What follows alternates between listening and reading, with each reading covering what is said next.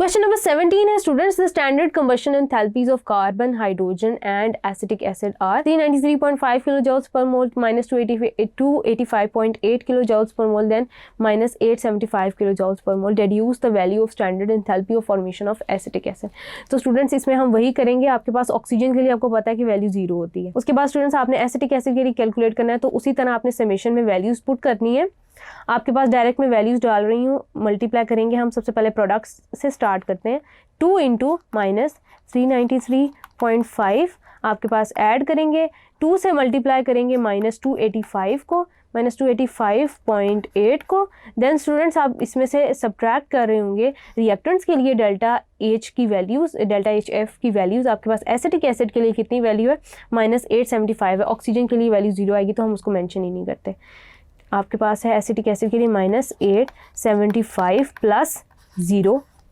And then students आप इसको multiply कर रहे होंगे, 2 मल्टीप्लाई बाय 393.5 तो आपके पास आ जाता है माइनस 787 माइनस 2 इंटू 285.8 आपके पास आ जाता है ये 571.6 माइनस 571.6. देन ये माइनस माइनस प्लस हो जाएगा, आपके पास 875 हो जाएगा. देन आप क्या करेंगे, इन दोनों को ऐड कर रहे होंगे, 787 प्लस 571 साइंस को फिर हम अरेंज कर लेंगे. ये आपके पास आ जाता है 1358.6 माइनस नेगेटिव का ही साइन लगेगा आपके पास, 1358.6 प्लस 875. अब इसमें से आपने इसको सब्ट्रैक्ट कर देना है, माइनस 1358.6 माइनस 875